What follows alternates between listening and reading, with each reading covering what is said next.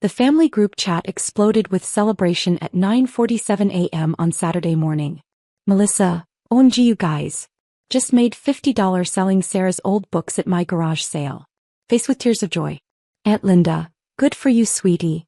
Someone needed to clean out that storage unit. Uncle Tom, about time Sarah got rid of that junk. What was she hoarding all those old books for anyway? Melissa, right? Just dusty old ledgers and notebooks. Some weird guy bought the whole box. Easy money. Mom, Sarah's always been a pack rat.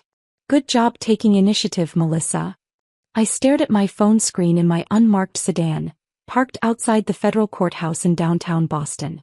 My hands didn't shake. My breathing remained steady. But my mind was calculating the catastrophic scope of what my cousin had just done. Those weren't old books. They weren't dusty ledgers. They weren't junk. They were 18 months of documented financial evidence in a $47 million securities fraud case. Original ledgers from 1998 to 2003, seized from offshore accounts, painstakingly authenticated, and stored under federal evidence protocols while our forensic accounting team prepared for trial. Each ledger contained handwritten entries detailing illegal transactions, money laundering operations, and fraudulent investment schemes that had destroyed the retirement savings of over 2,000 people. Combined evidentiary value $3.5 million. Legal status. Federal evidence under chain of custody protection. Court status. Trial begins in 6 weeks. My cousin had just sold the cornerstone of our entire case for $50 at a garage sale. I typed a single response in the family chat. Understood. Then I called my supervisor. Special Agent Robert Chin answered on the first ring. Sarah? Aren't you supposed to be testifying in the Berkman deposition? I need to report a breach of federal evidence. My voice was calm, clinical. The Caldwell case documents. All 17 ledgers. They've been sold. Silence. Then, say that again. My cousin accessed my storage unit. She sold the original Caldwell ledgers at a garage sale approximately 45 minutes ago. Unknown buyer. Cash transaction. $50. Jesus Christ. Chen's voice shifted immediately into command mode. Where are you? Federal Courthouse parking lot. I can be at the field office in 12 minutes. Get here now. I'm activating the evidence recovery team. Sarah, do you understand what this means? Sir. Without those ledgers we lose the Caldwell case. $47 million in stolen retirement funds, and the defendants walk. And your cousin? Federal theft. Evidence tampering. Obstruction of justice. I paused. Possible accomplice charges if we can't prove it was accidental. Family. Sir. My cousin Melissa. She had emergency access to my storage unit. She was explicitly instructed never to touch the northeast corner, where the evidence was stored in locked, sealed containers marked federal property. Another pause. She sold federal evidence marked as federal property? Yes, sir. Get here. Now. I pulled out of the parking lot, leaving my testimony for the Berkman deposition. My phone continued buzzing with family messages. More congratulations for Melissa, more jokes about my hoarding problem, more suggestions that I should live in the present instead of the past. If they only knew. I'd been with the FBI's Financial Crimes Division for 9 years, specializing in complex securities fraud and white-collar crime. The Caldwell case was my masterpiece. A sprawling investigation into a Ponzi scheme that had operated for over 15 years, stealing from teachers, firefighters, nurses, and postal workers who'd trusted a charismatic investment advisor named Marcus Caldwell with their life savings. Caldwell had been brilliant. He'd maintained 2 sets of books, digital records that showed legitimate investments and handwritten ledgers that tracked the actual flow of money. When investors wanted statements, they got the digital fiction. When Caldwell needed to remember who he'd actually stolen from, he consulted his handwritten truth. We'd seized those ledgers from a Cayman Islands bank vault after 18 months of international cooperation. They were smoking gun evidence, Caldwell's own handwriting documenting every fraudulent transaction, every stolen dollar, every lie he'd told. Our forensic accountants had spent a year analyzing them, matching entries to bank records, building an unbreakable case. And my cousin had sold them to some weird guy for $50. The FBI field office in Boston was controlled chaos when I arrived. Chin met me at the security checkpoint, his normally composed expression tight with stress. Conference room 7. Evidence recovery team is assembling. USA Morrison is flying in from New York. The prosecutor's coming here? Sarah, this is the biggest case in the district right now. If we lose these ledgers, we lose everything. Morrison is losing his mind. I followed Chin through the building, past colleagues who looked up with sympathy or curiosity. Everyone in financial crimes knew the Caldwell case. Everyone understood what those ledgers meant. Conference room 7 was packed. Evidence recovery specialists, forensic accountants, cybercrimes analysts, and field agents, all assembled to find 17 handwritten ledgers sold at a garage sale in suburban Massachusetts. Chin gestured for me to sit at the head of the table. Walk us through everything. Start with the storage unit. I took a breath. I rent a climate-controlled storage unit in Lexington. It's registered under my name, secured with a keypad lock and surveillance cameras. I keep work materials there that don't require vault-level security but need preservation. Documents in authentication, evidence pending digitization, research materials. Who has access? Myself and 2 emergency contacts, my mother and my cousin Melissa. Both have the keypad code. Both signed access agreements acknowledging they would only enter in genuine emergencies and would never touch marked federal materials. The ledgers were marked? Stored in 3 locked evidence containers, each labeled federal property. Do not touch, FBI evidence. The containers were in the northeast corner of the unit, separate from my personal storage items. One of the evidence recovery specialists, Agent Patricia Gomez, leaned forward. She would have had to physically move these containers, break the locks, and remove the ledgers. This wasn't accidental. Melissa doesn't read labels, I said quietly. She acts first and asks questions never. She's impulsive, entitled, and convinced she knows better than everyone else. Chin pulled up the family group chat on the conference room screen. The messages glowed in damning clarity. She's bragging about it, observed I.E. Morrison, who'd just entered the room.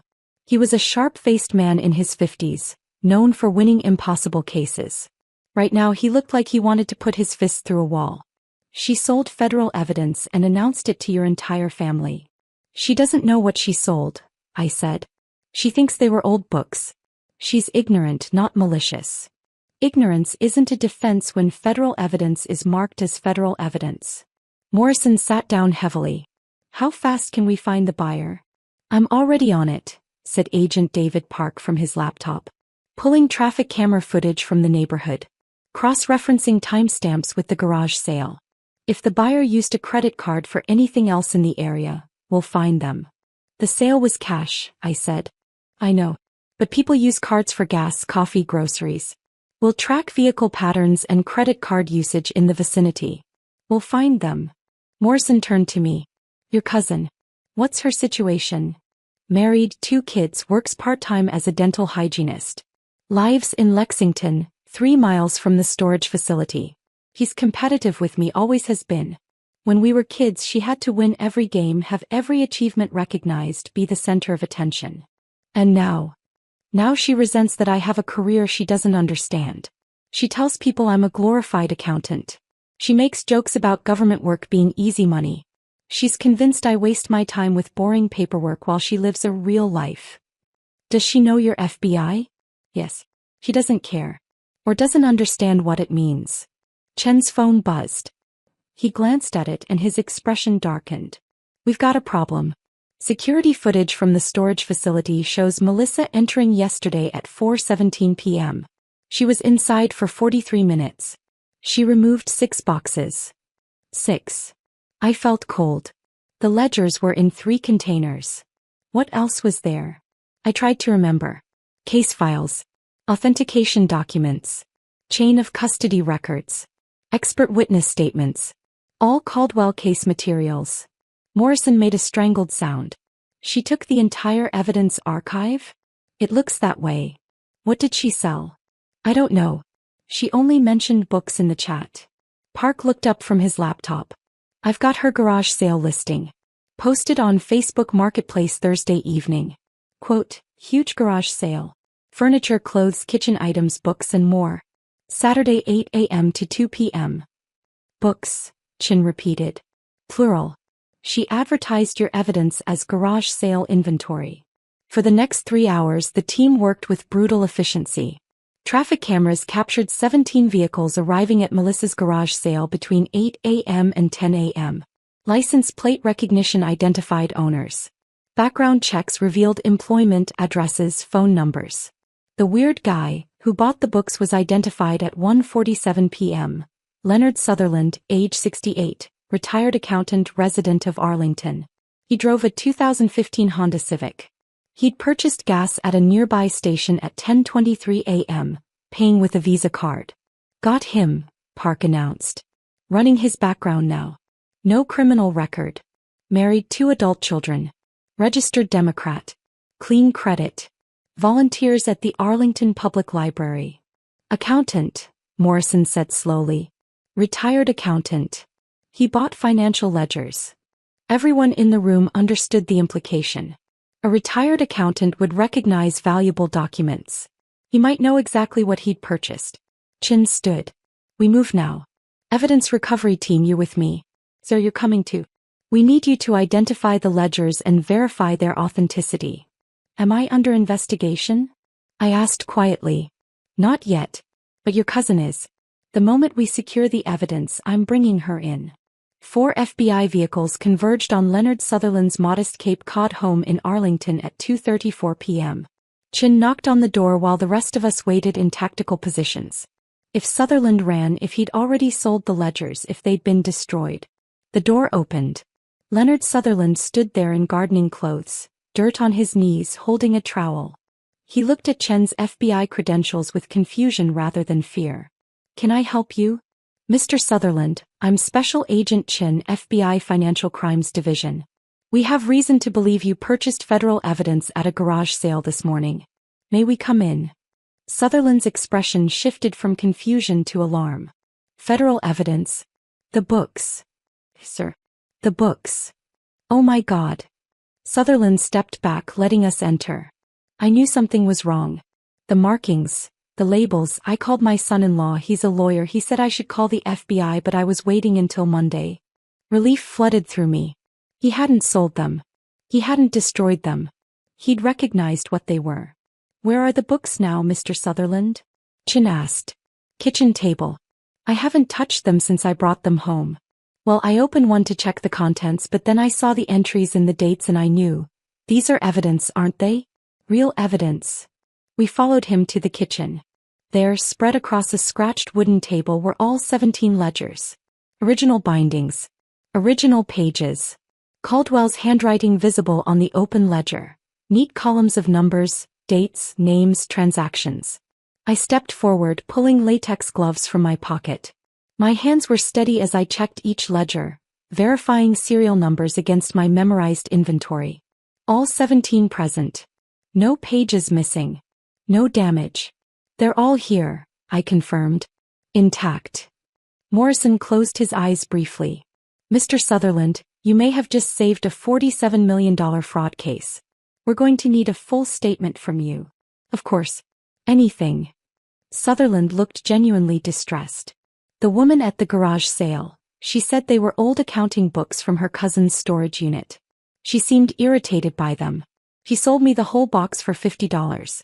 I thought I was getting vintage ledgers for my collection. I used to collect antique accounting materials. But when I opened them and saw the entries, the dates, the detail. He shook his head. This isn't amateur bookkeeping. This is documentation of something serious. Securities fraud, Chin said. These ledgers document 15 years of Ponzi scheme operations. They're the cornerstone evidence in a federal trial beginning in 6 weeks. Sutherland sat down slowly. And that woman sold them at a garage sale.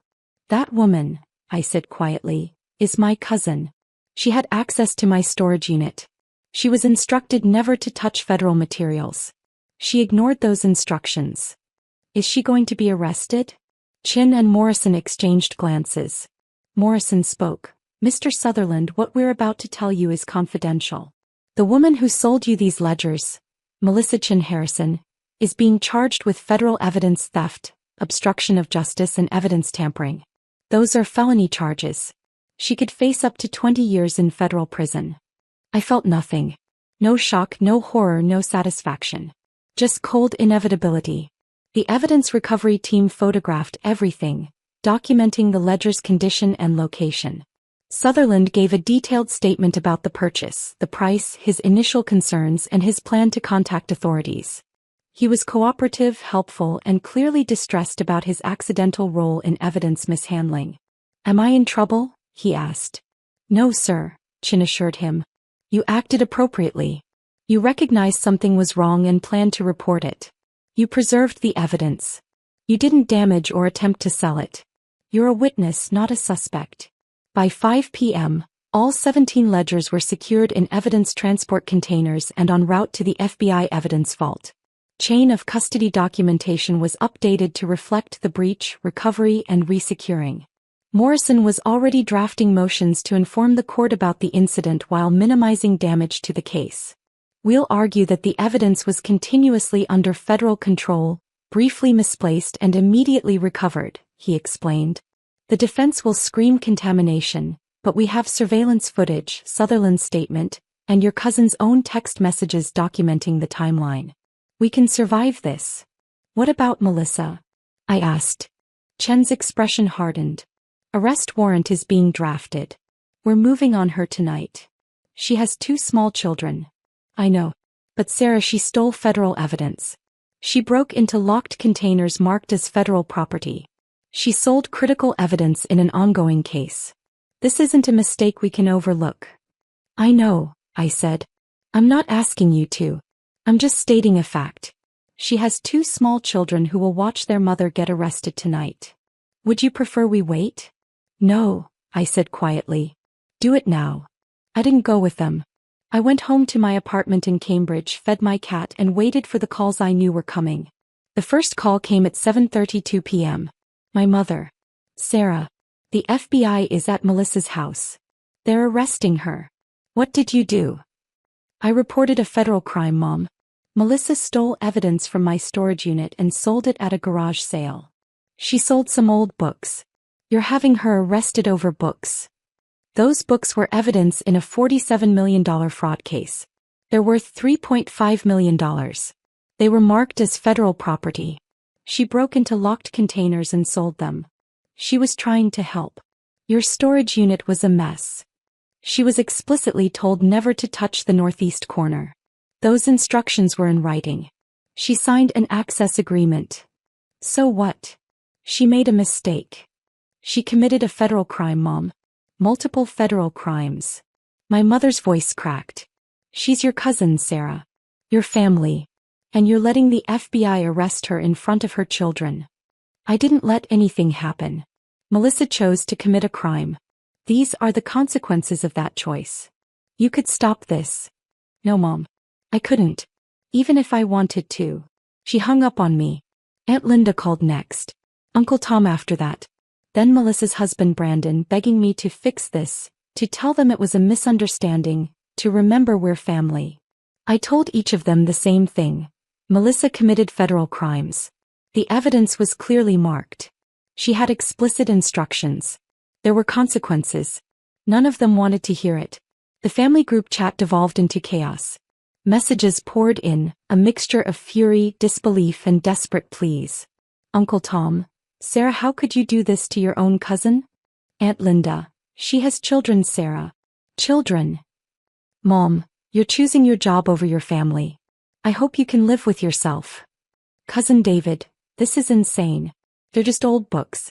You're ruining Melissa's life over books." I muted the chat and turned off my phone.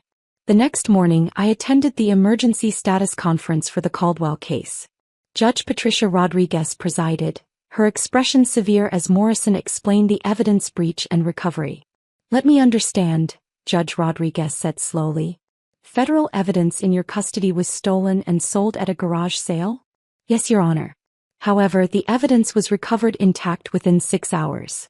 Chain of custody has been documented. The breach was immediately reported and investigated. And the person who stole the evidence? Arrested and charged. Federal evidence theft, obstruction of justice, evidence tampering. Related to the prosecution team? Morrison hesitated. The evidence was stored by FBI financial analyst Sarah Chin, one of our case investigators. The defendant is her cousin. Judge Rodriguez looked at me. I stood. Miss Chin, you reported your own cousin for stealing your evidence? Yes, Your Honor. The moment I learned what she'd done, I contacted my supervisor. The evidence recovery team was mobilized immediately. And you're still on the case? Yes, Your Honor. Unless the court directs otherwise. Judge Rodriguez was silent for a long moment. Then, the court appreciates the prosecution's immediate response to this incident. Chain of custody concerns are noted but do not appear to compromise the evidence's integrity. Defense will have opportunity to examine the breach during trial. He turned to me. Miss Chin, your commitment to evidence preservation is noted. You did the right thing even when it cost you personally. Thank you, Your Honor.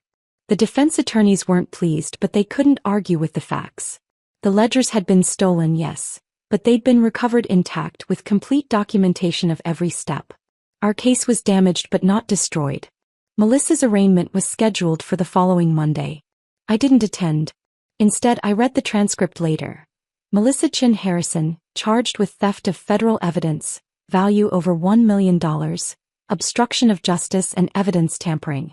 Bail set at $100,000. She couldn't make it. She was remanded to federal custody pending trial. My phone exploded with messages again. Family members demanding I post bail, demanding I drop charges, demanding I fix this. I responded to none of them. 3 days later, Jessica, my younger sister, the one family member who'd stayed neutral, called me. Sarah. Hey Jess. I need you to understand something. Mom's not speaking to you. Dad's not speaking to you. Aunt Linda is telling everyone you're a monster. Half the family has blocked your number. I know. Melissa's kids are staying with Linda. Brandon's trying to hold things together, but he's a mess. The mortgage is due. Melissa lost her job, obviously. Everything's falling apart. I know, I said again. And you're okay with this? I was quiet for a moment. Jess, do you know what the Caldwell case is? Some kind of fraud thing? Marcus Caldwell stole $47 million from over 2,000 people. Teachers, firefighters, nurses, postal workers, people who saved their entire lives for retirement. He stole everything. Some of his victims lost their homes. Some couldn't afford medical care. 3 people committed suicide when they realized their life savings were gone. Silence. The ledgers Melissa sold? I continued. Those are the only physical evidence of what Caldwell did. Without them, he walks free. He keeps the money. His victims get nothing. He serves no time. But Melissa didn't know. Melissa broke into locked containers marked federal property. Do not touch, FBI evidence. She sold them for $50 without asking a single question. She was more interested in making a quick sale than in following basic instructions. She made a mistake. She committed a federal crime that could have destroyed justice for 2,000 victims. She made a mistake. A massive, criminal, devastating mistake. Jessica was quiet for a long time. Then, Mom says you value your job more than family. I value justice more than protecting criminals, I said. Even when the criminal is family. That's really how you see this. That's how the law sees it. That's how 2,000 defrauded victims would see it. That's how any rational person should see it. Another pause. I don't know if I can defend you anymore, Sarah. I'm not asking you to. She hung up. The trial began 6 weeks later, exactly as scheduled. Morrison presented the ledgers as evidence. 17 handwritten volumes documenting Marcus Caldwell's 15-year fraud operation. Forensic accountants testified about matching ledger entries to bank records. Victims testified about their losses, their devastation, their ruined retirements. Caldwell's defense team tried to argue evidence contamination, pointing to the garage sale incident. Morrison demolished the argument with Sutherland's testimony, surveillance footage, and complete chain of custody documentation. The jury deliberated for 3 days. Guilty on all counts. Caldwell was sentenced to 35 years in federal prison and ordered to pay $47 million in restitution. The victims, most of them elderly, many of them struggling, would finally get some portion of their stolen savings back. I sat in the courtroom gallery and watched as several victims hugged Morrison, thanking him through tears. An elderly woman named Dorothy Martinez approached me afterward. "You're the FBI analyst," she said. "The one who protected the evidence." "Yes, ma'am. I heard what happened. I heard you had to arrest your own cousin to keep those books safe." I nodded. Dorothy took my hand in both of hers. Her skin was paper-thin, her grip surprisingly strong. "My husband and I lost everything. He died before we could get any money back. He died thinking we'd be homeless, thinking he'd failed me." Tears streamed down her face. "You gave us justice. You protected those books when it cost you everything. Thank you." I couldn't speak. I just squeezed her hand. Melissa's trial was 3 months after Caldwell's conviction. Her public defender negotiated a plea, guilty to evidence theft and obstruction. Sentencing guidelines recommended 5 to 7 years, but the judge showed some mercy. Melissa had no prior record, had 2 young children, and had cooperated after arrest. 3 years in federal prison. 2 years supervised release. $250,000 in restitution to the government for investigation and recovery costs. Permanent ban from federal employment. I didn't attend the sentencing. I read the transcript later, noting that Melissa had sobbed through her allocution, insisting she hadn't understood what she was doing, hadn't meant to cause harm, hadn't realized the books were important. Judge Rodriguez had been unmoved. "Ms. Harrison, the evidence was clearly labeled. You were explicitly instructed not to touch it. You broke into locked containers. You sold federal property for personal profit. Your ignorance is willful, not innocent.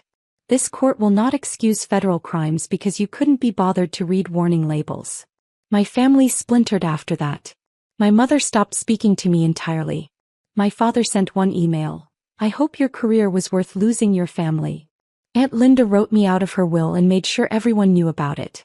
Jessica was the only one who eventually came around. She showed up at my apartment 8 months after Melissa's sentencing, looking exhausted. "Can I come in?" I let her inside. We sat in uncomfortable silence for a few minutes. "I've been reading about the Caldwell case," Jessica said finally. "All of it. The victims, the investigation, the trial. I read victim impact statements. Sarah, those people." "I know. Melissa could have destroyed everything." "Yes. And you saved it. You protected evidence that gave 2,000 people justice." "I did my job." "No." Jessica looked at me directly. "You sacrificed your entire family to do the right thing. That's not just a job. That's..." She trailed off. "I'm sorry. I'm sorry I didn't understand. I'm sorry I chose Melissa over you. I'm sorry for all of it."